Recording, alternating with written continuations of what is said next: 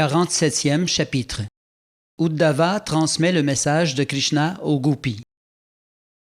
Lorsque les Gopis virent Uddhava, elles remarquèrent que ses traits ressemblaient presque en tout point à ceux de Krishna et comprirent qu'il s'agissait d'un grand bhakta. Ses bras très longs et ses mains semblables aux pétales de la fleur de lotus s'accordaient à son visage resplendissant de beauté. Il était vêtu de jaune et portait une guirlande de fleurs de lotus. Ayant obtenu la libération Sarupya, celle qui confère les mêmes traits corporels que le Seigneur, Uddhava se confondait presque avec lui. En l'absence de Krishna, les Gopis se faisaient un devoir de venir chaque matin de bonne heure à la maison de Yashoda. Elles savaient Nanda Maharaj et Mère Yashoda toujours dans la tristesse et s'étaient donné pour premier devoir de venir leur offrir un hommage respectueux, eux leurs anciens, les habitants les plus exaltés de Vrindavan. Voyant les amis de Krishna, Nanda et Yashoda se rappelaient Krishna lui-même et s'en trouvaient heureux, et les Gopis elles-mêmes tiraient satisfaction de les voir. Lorsque les Gopis virent qu'Uddhava représentait Krishna jusque dans ses traits corporels, elles pensèrent qu'il devait être une âme tout entière abandonnée au Seigneur suprême, et le contemplèrent. Quel est ce garçon qui ressemble si fort à Krishna? Il a les mêmes yeux pareils à des pétales de lotus, le même nez légèrement retroussé et le même visage merveilleux, le même sourire. Vraiment, on dirait Krishna, Shyamasundar, le beau garçon au teint noir. Il est même vêtu comme lui. D'où vient-il? Quelle est l'heureuse jeune fille qu'il a pour époux? Ainsi parlait-elle d'Uddhava. Impatiente d'en savoir plus, et naturelle comme il sied à de simples villageoises, elles l'entourèrent. Quel bonheur quand les Gopis comprirent qu'Uddhava portait un message de Krishna. Elles l'invitèrent à s'asseoir en un lieu retiré où elles puissent parler avec lui très librement, sans la gêne d'une présence étrangère. Mais d'abord, leur accueil fut tout de soumission et de respect. Nous te savons un compagnon intime de Krishna, par lui envoyé à Vrindavan afin d'apporter consolation à son père et à sa mère. Nous savons combien puissant est l'amour familial. Même des grands sages, entrés dans le renoncement, restent incapables d'abandonner tout à fait leur famille. Ainsi, Krishna t'a envoyé vers son père et sa mère. Sinon, eux, Vrindavan n'existe plus pour lui. Il habite maintenant la ville. Quel besoin a-t-il de savoir ce qui se passe au village ou dans les pâturages de Vrindavan? C'est devenu sans importance pour Krishna, maintenant qu'il est un homme de la ville. Certainement, il n'a plus rien à faire avec des personnes pas même membres de sa famille. Pourquoi aurait-on souci d'étrangères et par surcroît épouse d'autrui? Krishna leur porte quelque intérêt tant qu'ils recherchent le plaisir, comme les bourdons aux fleurs, tant qu'ils veulent leur nectar. Une marchande d'amour abandonne l'amant désargenté. Les habitants quittent leur pays quand les chefs ne peuvent plus leur assurer totale protection. L'étudiant, son éducation achevée, tranche les liens avec son maître et son école.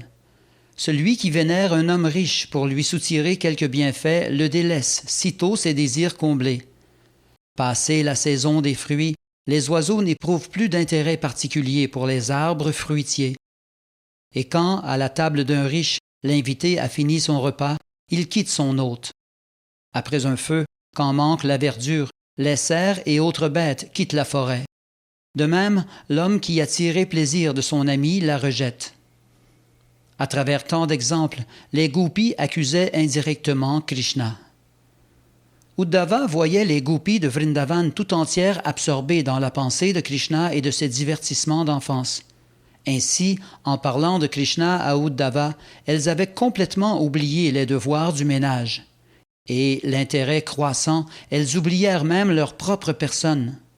L'une d'entre elles, Srimati Radharani, se trouvait tant absorbée dans des pensées de Krishna du fait qu'elle avait connu le contact avec lui, qu'elle se mit à parler à un bourdon qui voletait là et cherchait à toucher ses pieds pareils au lotus. Alors qu'une autre gopi parlait à Uddhava, le messager de Krishna, Srimati Radharani s'adressa au bourdon, comme s'il était lui aussi un messager de Krishna. « Bourdon, tu bois le nectar des fleurs. C'est pourquoi tu as choisi de porter le message de Krishna, qui agit comme tu fais. J'ai vu sur tes moustaches la poudre rouge de Kunkuma venue sur la guirlande de Krishna pendant qu'il serrait sur sa poitrine les seins de quelques rivales. Tu es fier d'avoir touché ces fleurs qui ont rougi tes moustaches. Et tu es venu ici m'apporter un message. Tu désires ardemment toucher mes pieds, mais, Bourdon, je t'en préviens, ne me touche pas. Je ne veux aucun message de ton maître indigne de confiance. Tu es le serviteur indigne de confiance, d'un maître indigne de confiance. Srimati Radharani raille le Bourdon, mais il semble qu'elle s'adresse en fait au vrai messager de Krishna, Uddhava. Indirectement, Srimati Radharani vit Uddhava comme non seulement ressemblant à Krishna, mais en outre comme son égal. Il sera donc aussi peu digne de confiance que l'était Krishna lui-même. Comme Srimati Radharani voulait exposer les raisons spécifiques de son sentiment d'insatisfaction envers Krishna et ses messagers, elle poursuivit, toujours à l'adresse du Bourdon. « Toi et ton maître Krishna, vous partagez la même nature.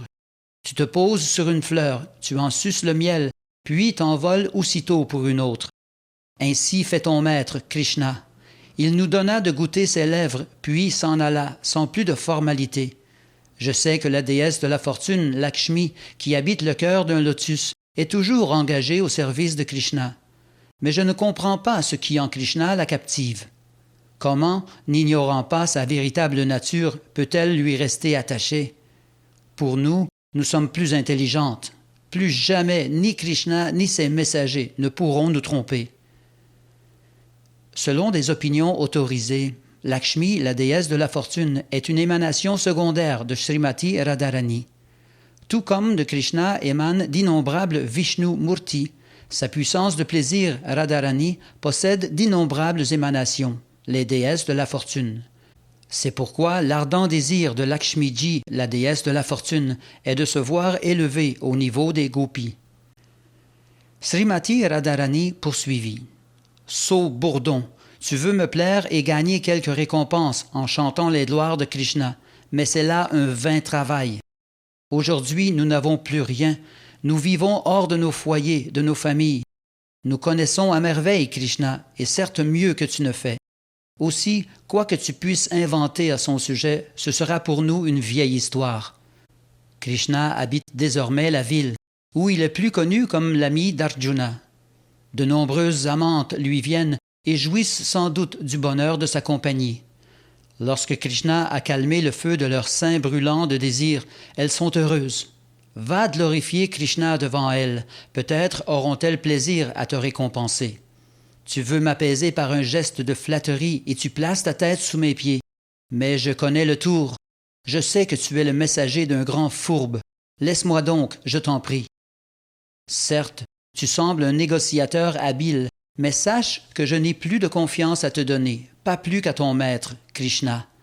Pour lui seul, nous avons quitté nos familles, nos époux, nos enfants et nos proches. A-t-il senti une dette envers nous? Non, il nous a simplement abandonnés. Crois-tu que nous pouvons à nouveau lui donner notre foi? Nous le savons bien, Krishna ne peut se passer très longtemps de compagnie féminine. Telle est sa nature.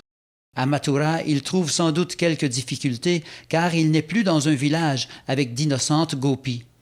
Les aristocratiques demoiselles sont d'un abord plus difficiles. N'es-tu pas ici pour nous solliciter à nouveau, ou même nous conduire là-bas? Mais qu'est-ce que nous irions faire à la ville? Krishna possède toute qualité pour charmer non seulement les filles de Vrindavan ou de Mathura, mais de tout l'univers. Son merveilleux sourire est si fascinant et le mouvement de ses sourcils si enchanteur qu'il peut appeler à lui n'importe quelle femme, des planètes édéniques, intermédiaires ou plutoniennes. Mahalakshmi, la plus grande de toutes les déesses de la fortune, elle aussi brûle de lui offrir quelques services. Comparé à toutes ces femmes, que sommes-nous? Krishna se proclame magnanime et de grands saints font son éloge. Mais s'il veut vraiment se montrer magnanime, qu'il soit compatissant envers nous, qui sommes par lui bafoués, négligés. Toi, pauvre messager, tu n'es qu'un serviteur un peu sot. Tu ignores presque tout de Krishna. Son ingratitude, sa dureté, non seulement en cette existence, mais aussi dans toutes ses précédentes. Nous avons toutes entendu cela des lèvres de notre grand-mère, Purnamasi. Elle nous a appris que Krishna était précédemment apparu dans une famille kshatriya sous le nom de Ramachandra.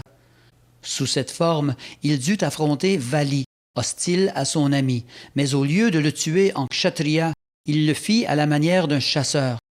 Le chasseur se dissimule en un lieu sûr pour oxyre l'animal sans l'affronter de face.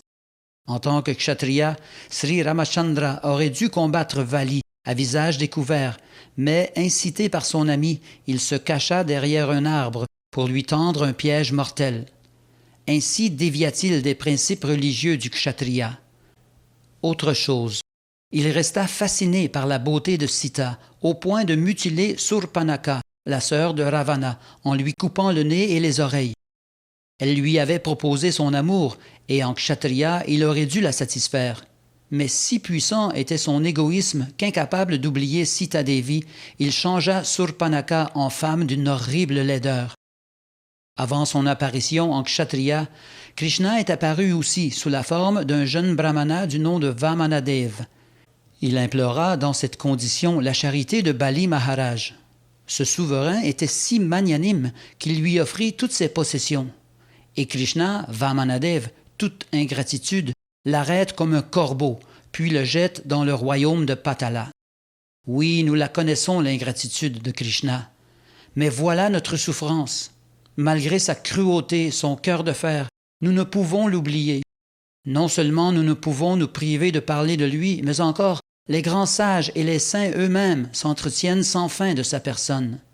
Nous, les gopis de Vrindavan, nous voudrions oublier ce garçon au teint sombre, mais hélas, son amour, ses actes merveilleux nous obsèdent. Puisque Krishna est absolu, ses actes de méchanceté apparente ont la même saveur que ses actes de bonté. Les saints et les grands bhaktas, à l'exemple des gopis, ne peuvent le rejeter en aucune circonstance. Aussi, Sri Chaitanya utile cette prière. Krishna, en tout, tu es libre et indépendant. Tu peux m'étreindre ou m'écraser sous tes pieds, à ta guise. Tu peux me briser le cœur en te gardant loin de ma vue toute mon existence, mais tu demeures sans cesse mon seul objet d'amour. Srimati Radharani continua en ces termes. Pour moi, il ne faudrait jamais entendre parler de Krishna, car dès qu'une larme du nectar de ses actes sublimes est versée dans l'oreille, aussitôt l'être s'élève au-delà des dualités de l'attrait et de l'aversion. Tout entier affranchi de l'attrait pour les choses matérielles, l'homme tranche ses liens avec ce monde, la famille, le foyer, l'épouse, les enfants et tout ce que chacun aime dans la matière. S'il se prive de tout bien matériel, l'homme se rend lui-même et ses proches malheureux. Ensuite, il devra errer à la recherche de Krishna sous la forme humaine ou au sein d'autres espèces, et même en tant qu'oiseau. Comme il est difficile de véritablement comprendre Krishna, son nom, ses attributs, sa forme, ses divertissements et son entourage. Srimati Radharani, s'adressant au messager de Krishna, poursuivit. « Je t'en conjure, ne parle plus de Krishna. Mieux vaut changer de sujet. Telles les biches au pelage orné de taches noires qui sont enchantées dans la forêt par la douce musique du chasseur, nous sommes déjà condamnés. Nous avons été enchantés par les douces paroles de Krishna. Nous pensons sans répit à la radiance des ongles de ses pieds, et toujours davantage nous convoitons sa compagnie. Voilà pourquoi, je te le demande, ne parle plus de Krishna. » Ces paroles de Radharani au bourdon messager, les accusations qu'elle porte contre Krishna et en même temps son impuissance à cesser de parler de Krishna, constituent les symptômes de l'extase spirituelle la plus haute, qualifiée de Mahabhava. Cette manifestation extatique de Mahabhava ne se trouve qu'en la personne de Radharani et de ses compagnes. De grands acharyas comme Srila Rupa Goswami et Vishwanath Chakravarti Thakur, analysant les paroles de Srimati Radharani, en ont tiré différents ordres de sentiments, comme l'Udgurna ou égarement et le Jalpa Pratijalpa ou diversité des tons. En Radharani gît la science de l'Ujjala, le joyau le plus brillant de l'amour de Dieu. Comme Radharani continuait de parler au bourdon, celui-ci, voletant de ci, de là, disparut soudain. Sa tristesse à être séparé de Krishna ne l'empêchait pas de ressentir l'extase en parlant au bourdon. Quand il eut disparu, elle devint presque folle à l'idée qu'il allait sans doute voler vers Krishna pour l'informer de tous ses propos contre lui. Krishna en sera bien attristé, pensa-t-elle, et une autre sorte d'extase l'envahit ainsi. Alors le bourdon, volant de ci de là, réapparut devant elle, et elle pensa « Krishna montre toujours sa bonté. Malgré le message disruptif qu'il a reçu de son messager, il m'a fait la grâce d'envoyer de nouveau le bourdon pour qu'il me ramène vers lui. » Cette fois, Srimati Radharani prit grand soin de ne rien dire contre Krishna. « Ami, sois le bienvenu. Krishna, dans sa bonté, t'a envoyé de nouveau. Son affection et sa bonté envers moi ont négligé les paroles hostiles que tu lui as transmises. Ami, demande-moi tout ce que tu désires, je te le donnerai en récompense de ta bienveillance. Tu es venu pour me conduire à Krishna, car il ne peut venir jusqu'ici, entouré par une foule de nouvelles amies dans la ville de Mathura. Mais tu es une frêle créature. Comment pourras-tu me conduire tout là-bas?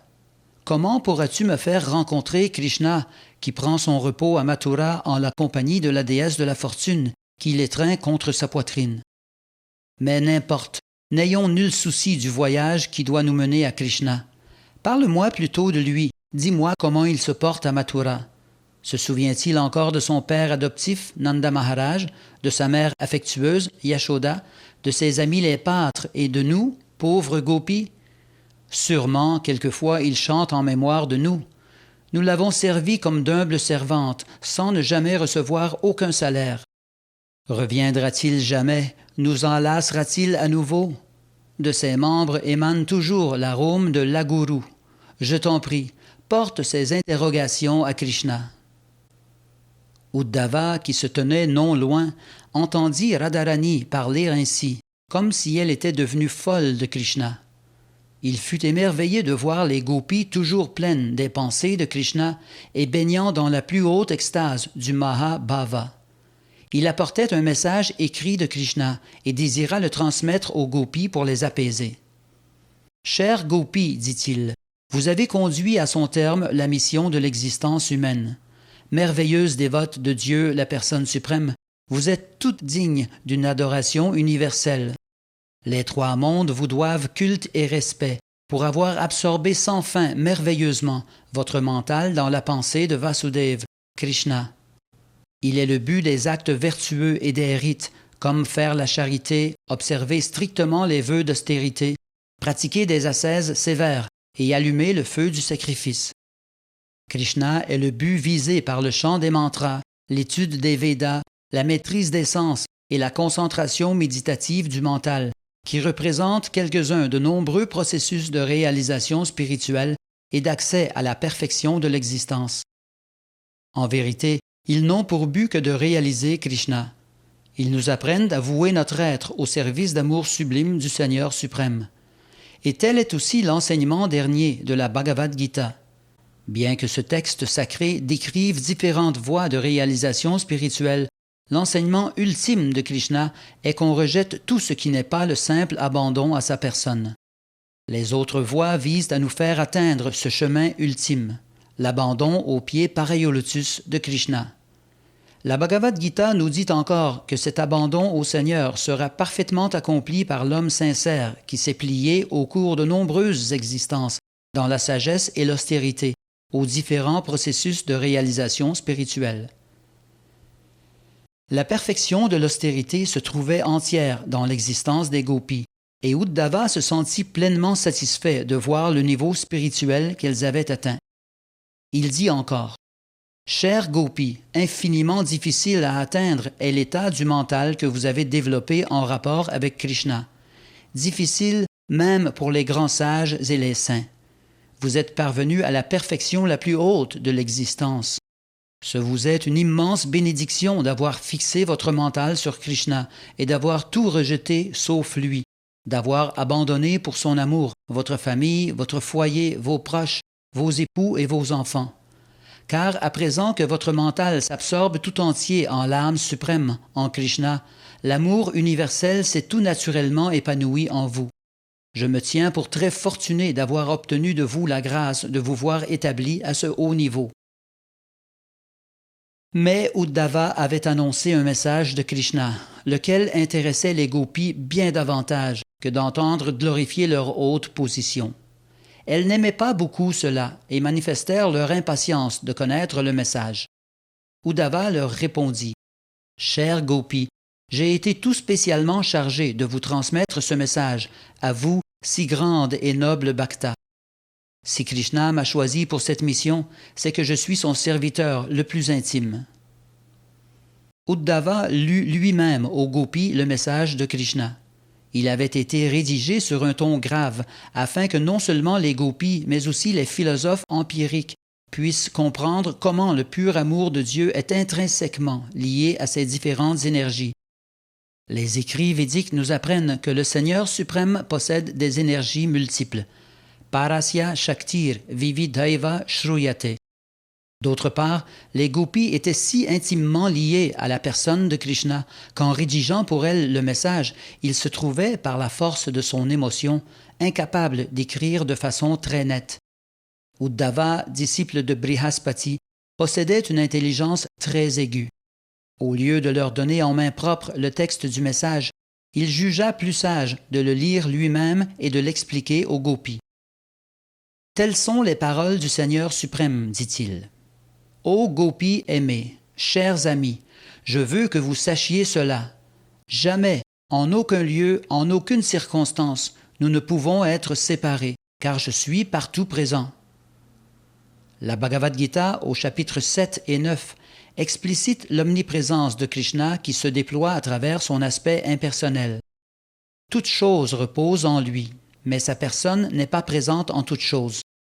On trouve également au 7e chapitre de la Bhagavad Gita que les 5 éléments bruts, la terre, l'eau, le feu, l'air et l'éther, ainsi que les 3 éléments subtils, le mental, l'intelligence et le faux ego, constituent ensemble ces énergies inférieures.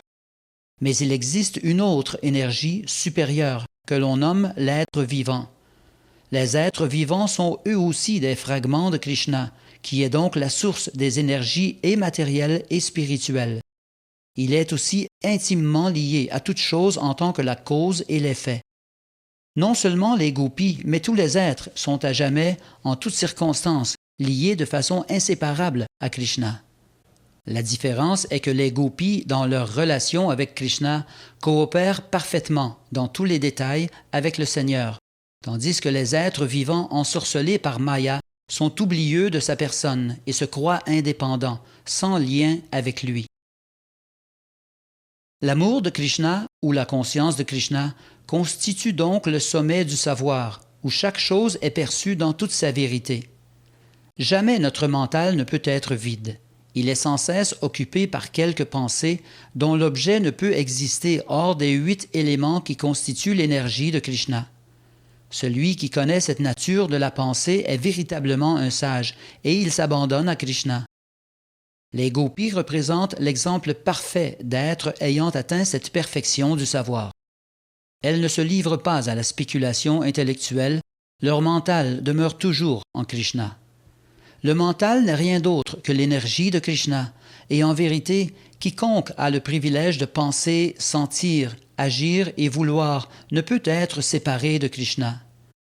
L'étape au cours de laquelle il nous est donné de comprendre notre relation éternelle avec Krishna s'appelle la conscience de Krishna, par contraste avec la condition maladive où nous ne pouvons plus comprendre cette relation et qu'on appelle Maya, l'état de contamination par la matière.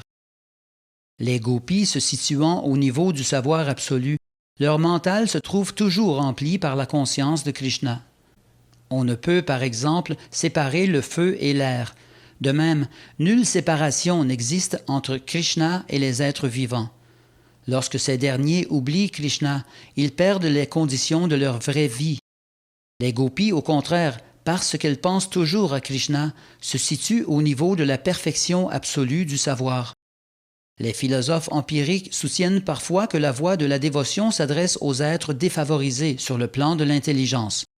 Ils ignorent qu'à moins de s'établir au niveau du bhakta, le prétendu homme de connaissance ne détient de savoir qu'impur et incomplet. En vérité, Le niveau où l'on atteint la perfection de sa relation éternelle avec Krishna, c'est l'amour du Seigneur dans un sentiment de séparation. Mais la séparation également est illusoire, car jamais le lien qui unit les êtres au Seigneur ne peut être brisé. Jamais les gopis ne furent séparés de Krishna, pas même d'un point de vue théorique.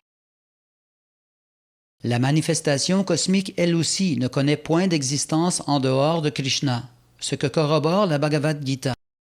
Rien n'est séparé de ma personne. La manifestation cosmique tout entière repose en moi, elle n'est pas séparée de ma personne. Avant la création, j'existais déjà. Et les écritures védiques confirment qu'avant la création, seul était Narayan. Nul ne l'assistait, ni Brahma ni Shiva. La manifestation cosmique tout entière est manipulée par les trois gunas. Brahma incarne la passion. On dit de lui qu'il créa cet univers, mais il ne le fit qu'en second. Le créateur originel, c'est Narayan. Shankar Acharya dit la même chose. Narayana paro avyaktat. Narayan est absolu. Il se situe au-delà de l'univers matériel. Sous la forme de multiples avatars, Krishna crée, maintient et annihile la manifestation cosmique tout entière. Tout est Krishna et tout dépend de lui, mais on ne peut le percevoir dans l'énergie matérielle. Cette énergie se nomme Maya ou illusion. Au contraire, dans le monde de l'énergie spirituelle, Krishna est perçu en tout temps et en tout lieu. Cette perception parfaite se retrouve chez les gopis. De même que Krishna, bien que l'univers matériel dépende tout entier de lui, n'en est jamais affecté, de même l'être vivant se situe lui aussi tout entier au-delà de l'existence matérielle, de l'existence conditionnée. Le corps matériel a pour fondement l'existence spirituelle de l'être. Dans la Bhagavad Gita, la manifestation cosmique tout entière est perçue comme la mère de tous les êtres, dont Krishna est le père. De même que le père féconde la mère en projetant dans son sein l'être vivant, Krishna introduit tous les êtres dans le sein de la nature matérielle. Ils obtiennent alors différents corps selon les actes intéressés de leur vie antérieure. En toutes circonstances, l'être en son essence demeure non affecté par les conditions de l'existence matérielle. Si nous nous soumettons à une simple étude de notre propre corps, il devient facile de comprendre comment l'être vivant à l'intérieur du corps matériel demeure non affecté par la matière. Tout acte du corps s'accomplit par l'interaction des trois gunas, et à chaque instant nous pouvons observer en lui des métamorphoses. Mais l'âme spirituelle, elle, demeure non affectée par ces changements.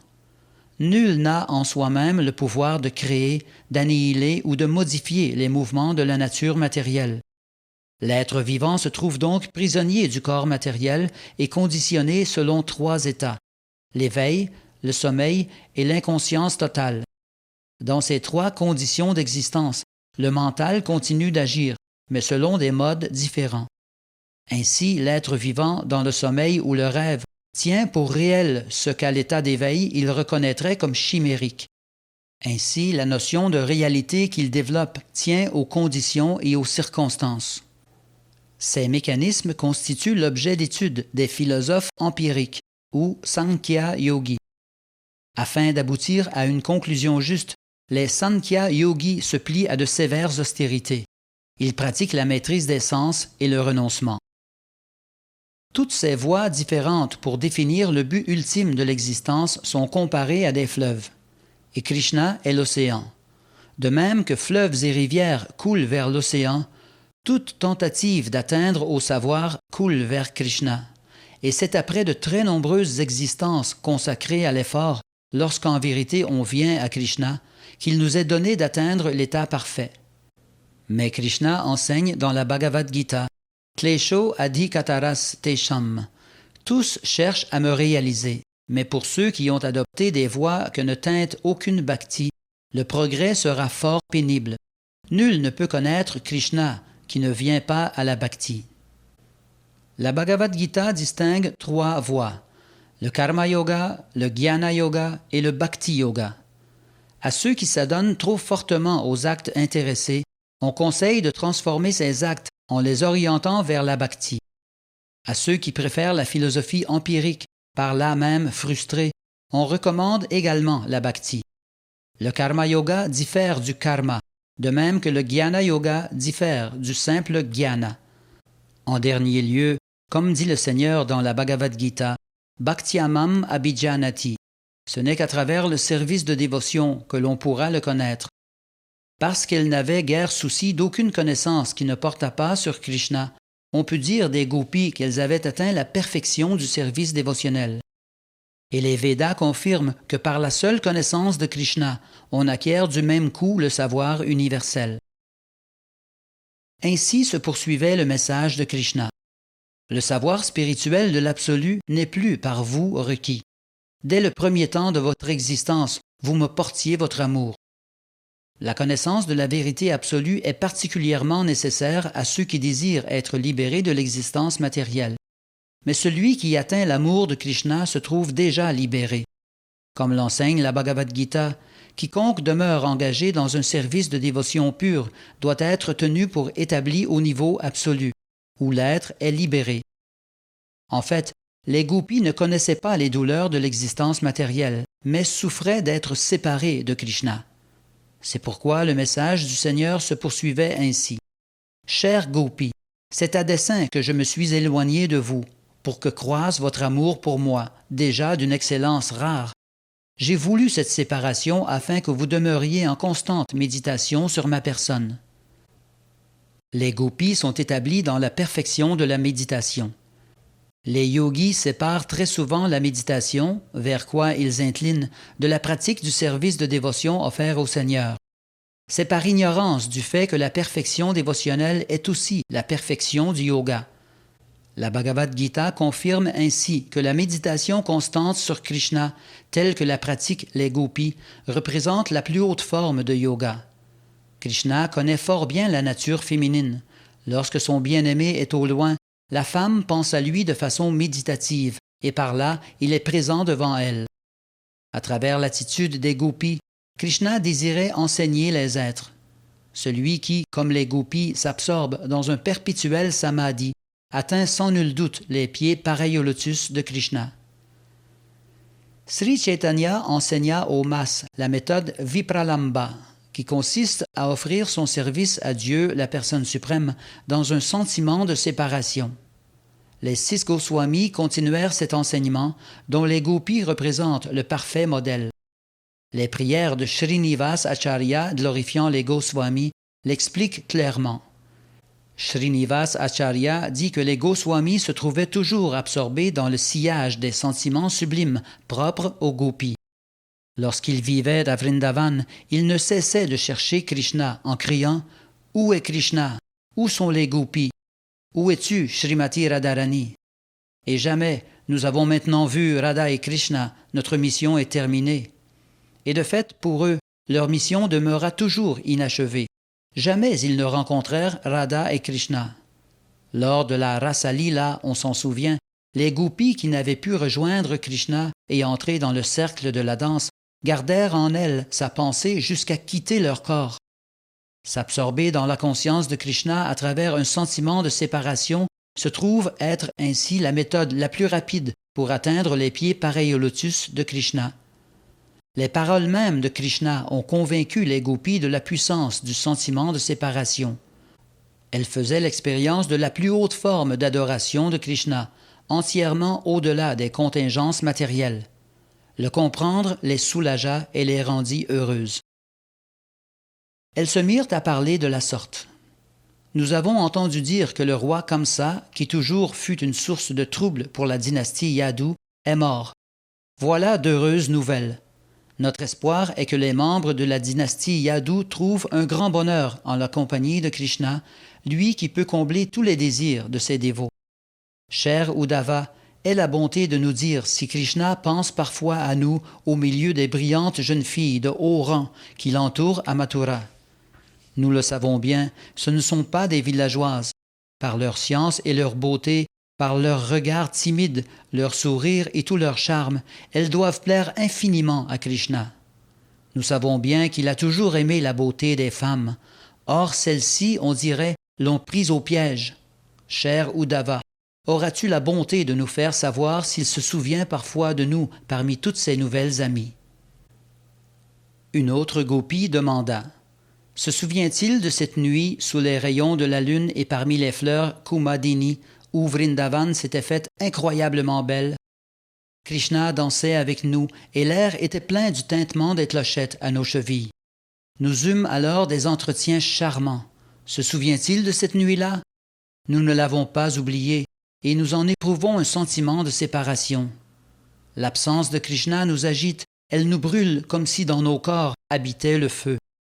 Mais il nous a promis de revenir à Vrindavan éteindre ce feu, comme le nuage paraissant dans le ciel va de ses eaux éteindre la forêt incendiée. » Une autre gopi dit encore: « Krishna a fait périr son ennemi et par sa victoire a obtenu le royaume de Kamsa. Peut-être a-t-il maintenant épousé la fille d'un roi et vit-il heureux parmi ses amis et ses proches? Pourquoi reviendrait-il au village de Vrindavan? » Et une autre gopi: « Krishna est Dieu, la personne suprême, l'époux de la déesse de la fortune, et il trouve en lui-même sa satisfaction. Qu'aurait-il à faire avec nous, jeunes filles de la forêt de Vrindavan, ou avec les demoiselles de Mathura? Il est l'âme suprême sans mesure. Il n'a nul besoin d'aucune d'entre nous, femmes de Vrindavan ou de Mathura. » Et une autre gopi: « Il est absurde de garder espoir de voir Krishna revenir à Vrindavan. Nous devrions plutôt nous efforcer d'être heureuses dans la déception. Même Pingala, la grande courtisane, dit qu'en la déception réside le plus haut plaisir. Et nous le savons toutes, mais il est fort difficile de renoncer à cet espoir. Qui peut oublier un entretien seul à seul avec Krishna, sur la poitrine de qui se tient toujours la déesse de la fortune, bien que Krishna, satisfait en lui-même, n'ait pas besoin de sa compagnie? Mon cher Uddhava, Vrindavan, c'est la terre des rivières, des forêts et des vaches. Ici se faisait entendre le son de la flûte, et Krishna ainsi que son frère aîné Sri Balaram y savouraient l'atmosphère en notre compagnie. Voilà pourquoi le site de Vrindavan rappelle sans cesse à notre souvenir Krishna et Balaram. Les empreintes des pieds de Krishna marquent toujours la terre de Vrindavan, où réside la déesse de la fortune, mais elle ne nous guide plus vers lui. Les gopis ajoutèrent que Vrindavan regorgeait encore de toute opulence et bonne fortune. Nulle pénurie, nul besoin matériel ne s'y faisait sentir. Mais cette opulence ne leur faisait pas oublier, à elles, les gopis, Krishna et Balaram. Toujours nous gardons souvenir des traits fascinants du beau Krishna, de sa démarche, de son sourire, de ses mots espiègles. Par ses actes, nous nous sommes toutes vues perdues, et il nous est impossible de l'oublier. Sans cesse, nous lui adressons nos prières. Ô Seigneur, ô l'époux de la déesse de la fortune, ô maître de Vrindavan et libérateur des Bhaktas en détresse. Nous sommes tombés, nous nous noyons dans un océan de détresse. Reviens donc à Vrindavan, nous t'en supplions, et affranchis-nous de cette condition pitoyable. » Uddhava étudia minutieusement l'état spirituel inaccoutumé où se trouvaient les gopis par la séparation d'avec Krishna et jugea sage de reprendre sans fin le récit des divertissements de Sri Krishna. Les matérialistes vivent toujours avec une sensation de brûlure que leur cause le feu ardent des souffrances matérielles. Les gopis brûlaient aussi, mais dans le feu spirituel de la séparation d'avec Krishna.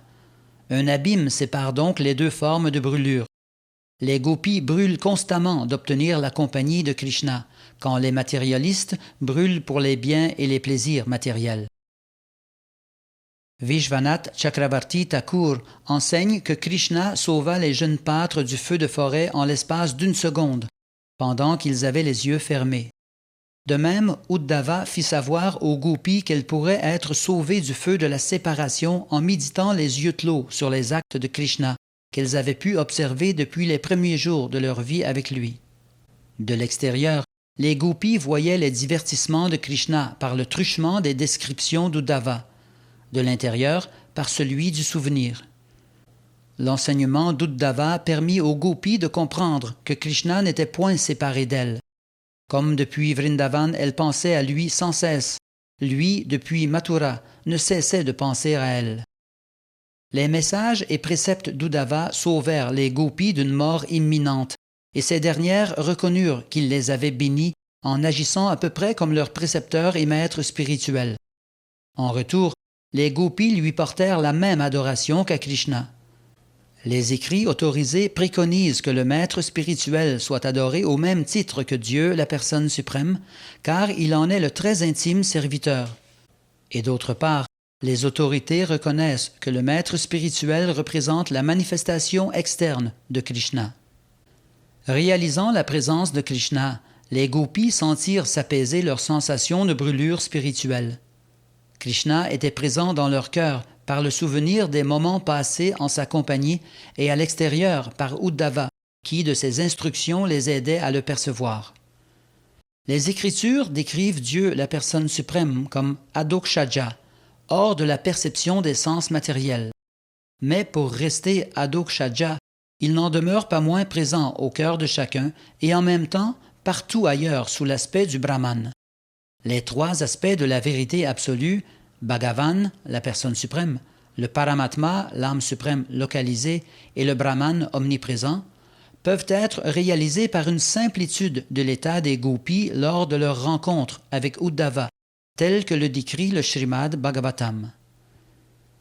Srinivas Acharya rapporte que les 6 Goswamis étaient tous plongés dans les pensées des actes des gopis.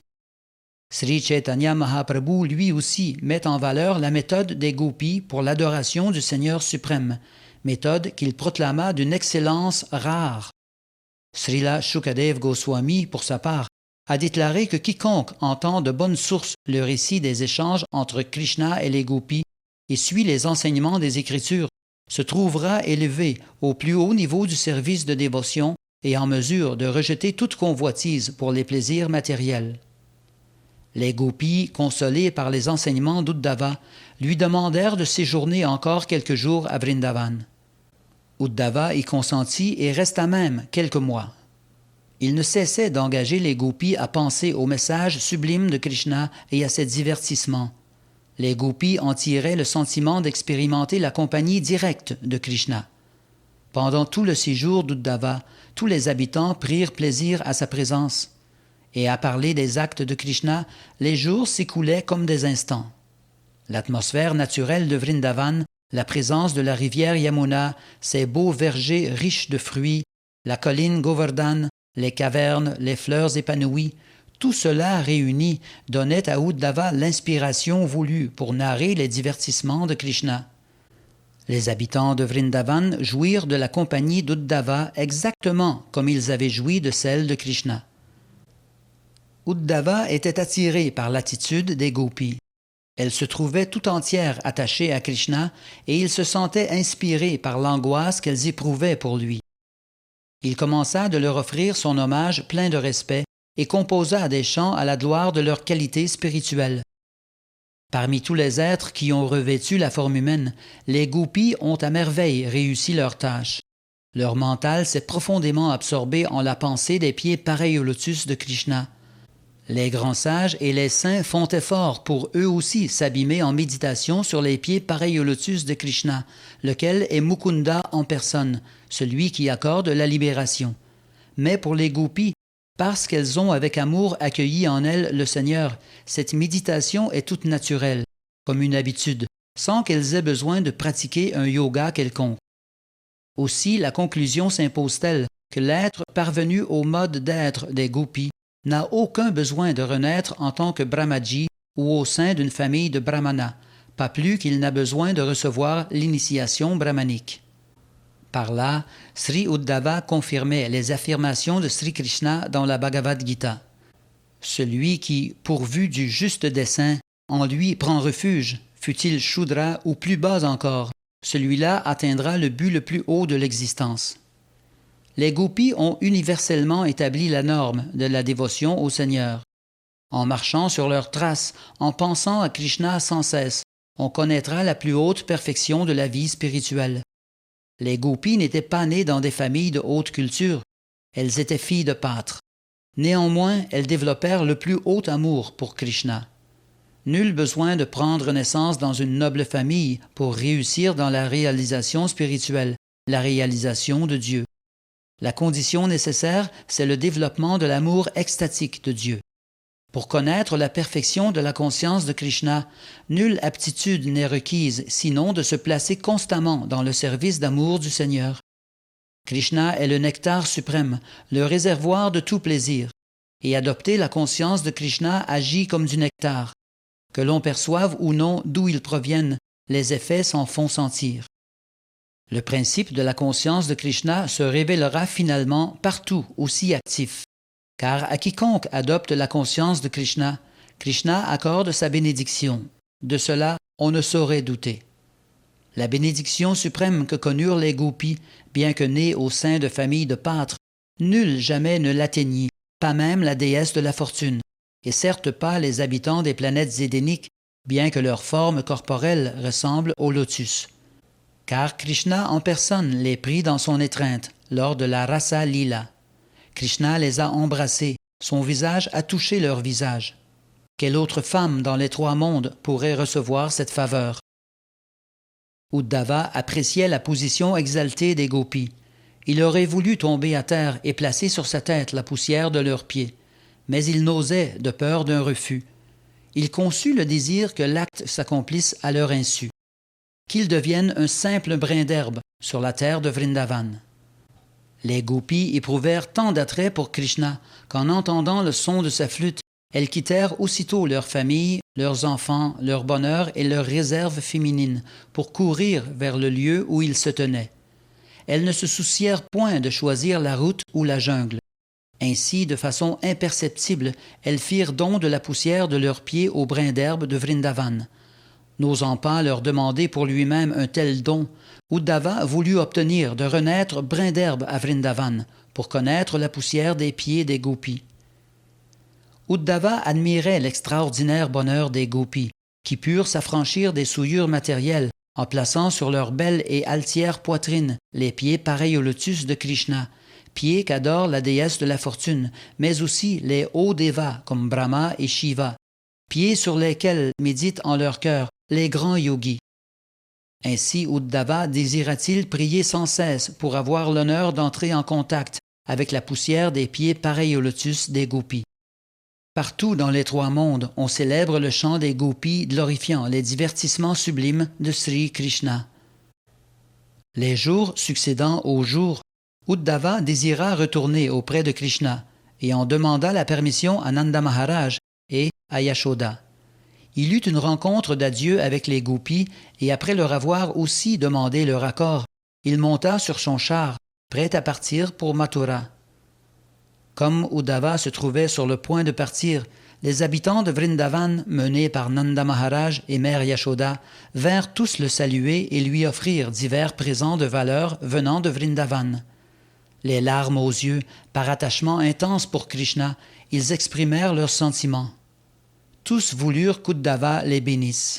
Ils aspiraient à se remémorer sans cesse les actes glorieux de Krishna et voulaient fixer leur mental à jamais sur ses pieds pareils au lotus, toujours le glorifier par leurs paroles, se prosterner avec leur corps dans le constant souvenir du Seigneur. En cette prière des habitants de Vrindavan réside l'exemple par excellence de la réalisation spirituelle. La méthode est fort simple. Toujours fixer son mental sur les pieds pareils au lotus de Krishna, toujours parler de Krishna à l'exclusion de tout autre sujet et constamment engager son corps au service de Krishna. Tout particulièrement lorsqu'il a obtenu la forme humaine, l'être se doit d'engager sa vie, ses ressources, ses paroles et son intelligence au service du Seigneur. Seuls de tels actes pourront l'élever à la plus haute perfection. Tel est le verdict de toutes les autorités en la matière. Les habitants de Vrindavan parlèrent ainsi. Par la volonté de l'autorité suprême et selon les fruits de nos propres actes, nous pouvons renaître n'importe où. Mais peu importe où nous renaîtrons, notre seule prière est de pouvoir toujours rester engagés dans la conscience de Krishna. Jamais le pur dévot de Sri Krishna ne désire se voir promu aux planètes édéniques, ni même à Vaikunta ou Goloka Vrindavan, car il n'a aucun souci de sa satisfaction personnelle. De fait, ciel et enfer lui apparaissent de même, car sans la présence de Krishna, le ciel est un enfer, et inversement, si Krishna s'y trouve, l'enfer devient un lieu de délices. Lorsque Uddhava eut amplement glorifié l'adoration que portent au Seigneur ces purs dévots de Vrindavan, il prit le chemin du retour. Arrivé à Mathura, chez son maître, il se prosterna en signe de respect devant Sri Krishna et Sri Balaram et se mit à décrire la merveilleuse vie dévotionnelle des habitants de Vrindavan. Puis il présenta à Vasudev, le père de Krishna, et à Ugrasena, son grand-père, tous les cadeaux offerts. Ainsi s'achèvent les enseignements de Bhaktivedanta pour le 47e chapitre du livre de Krishna intitulé « Uddhava transmet le message de Krishna aux Gopis ».